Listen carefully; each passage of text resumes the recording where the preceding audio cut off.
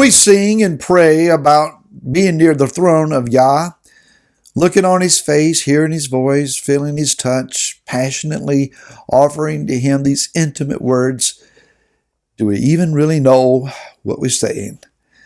Hi, this is Barry Phillips with 10-Minute Torah, day number 1 of the Torah portion, Tzav, which means command. We began in the book of Leviticus, or Vayikra, chapter number 6, and let's read verse 8 and 9, which say, And Yahweh spoke to Moshe, saying, Command Aaron and his sons, saying, This is the Torah of the ascending offering. That's the Olah, or elevation offering. This is the ascending offering because it is burned on the slaughter place all night until morning, and the fire of the slaughter place is kept burning on it. And so we have the idea before us of a command. In chapter number 1, this is last week's Torah portion, Vayikra, and he called. It's a entreaty. Yah is asking, requesting, opening up an opportunity for Am Yisrael to come and to worship him in his presence. Now, this is the same group of people who in recent history have walked around worshiping a gold calf idol. Moshe has gone up onto the mount and found forgiveness and release from that sin for them. And now this same people have completed the Mishkan's construction. Moshe has set it up. Yah has said, okay, now let's put it into action. You all come worship me. But now we're addressing a different group of people. We're talking to the priesthood, the Kohanim in particular. And Yah is saying, not please, he is commanding, this is what you will do. Now, the American ideal is that all men are created equal, all men and women that would be. Everyone has equal footing, equal standing. No one is really more important or above the other. Well, that doesn't actually work out in society. We all know that there's some advantages and disadvantages. But theoretically, at least, in a court of law, theoretically at least, there is the idea that all of us stand on level ground together. We get very passionate and emotional about fairness and equality. In Yah's economy, however, those who approach the closest to him are held to the closest scrutiny. Yah makes more demands of those who are closer to him in his presence. And so when we approach him in worship, and we've got our hands in the air and tears rolling down our face, and we're very passionate about wanting to be close to him. Draw me close to you. Never let me go, the song says. We get very, very vivid in our imagination about how close in proximity we are to the throne. We're almost there. We can almost feel his breath upon us. His hand is being laid on us. But if we're going to be that close, if we're going to be that intimate in worship with him, if it's not just to be a song or a momentary emotional encounter, but rather a life-changing experience, then the entreaties of Yah may very well turn into commands. Are we willing to be commanded of him to where there are no options available? He says, this is what you will do. And we say, yes, sir. You are my king. You are my master. You are my creator. And I give my life to you in such fashion, at such level, that there is no questioning at your request.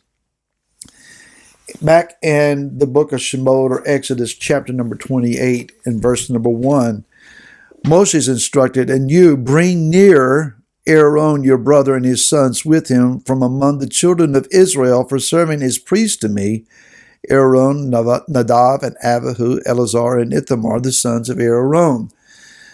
So Aaron and his sons were not requested. God didn't really give them an option. He just simply said, I want you. Maybe that helps, that Yah would say to us, I want you. I'm I'm requesting of you that you come and serve me at a deeper level. Are you willing to do that? Are you willing to take my command? In the book of Psalms, chapter number 65, verse number 4 says, "Blessed is the one you choose and bring near to dwell in your courts. We are satisfied with the goodness of your house, your set apart Hekel or tabernacle. Blessed is the one you choose and bring near to dwell in your courts." And so there is this understanding then that there is blessing and favor on those that are given closest proximity. Now, in our imaginations, maybe we have the idea, well, wouldn't it be wonderful? Goosebumps without end, massive revelation, a very close, life-giving, light, overwhelming encounter with Him. Ooh, wouldn't that be wonderful? Think about it. Think about this. Because the closer we come, the greater the accountability. Things that may not be as under scrutiny or as well defined for some become even more so for those who were closest. In other words, there is a price to be paid for presence. It's called investment.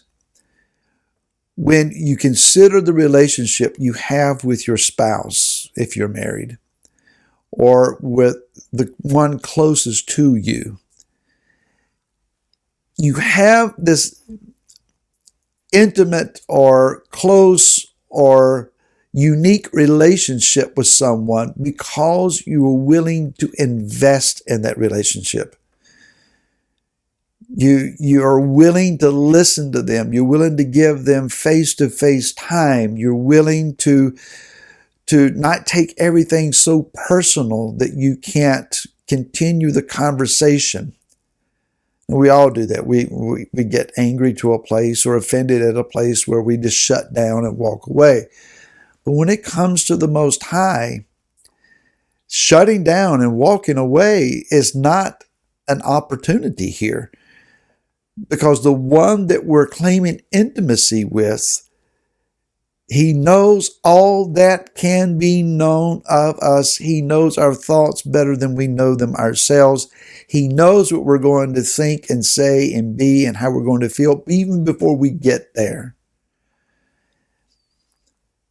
Unfortunately, when we have a close, unique, possibly intimate relationship such as with a spouse, we trigger one another. And by that I mean we unintentionally hit the offensive buttons with each other.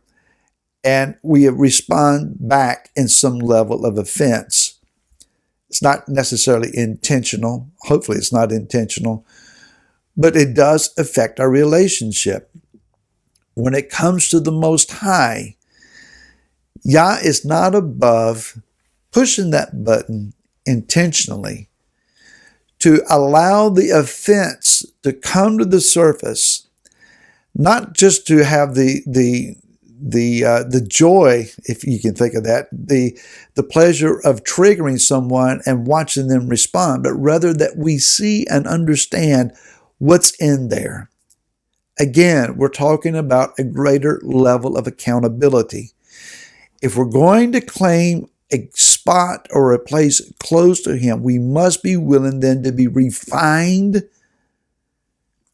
to be cleansed, and to become prepared to stand in that place. We can't claim that place if we're not willing to be broken in the most valuable spots in our living so that we not only can get there, but that we can remain there and be of service to Him. The purpose of our being close to the Most High is not for us. It's for Him. It's for His honor. It's for His glory. It's for His purposes. And so we must be able to remain there. This is a hard thing. But Yah calls those who are capable of getting there. Think on this, and we'll talk again tomorrow. Till then, shalom.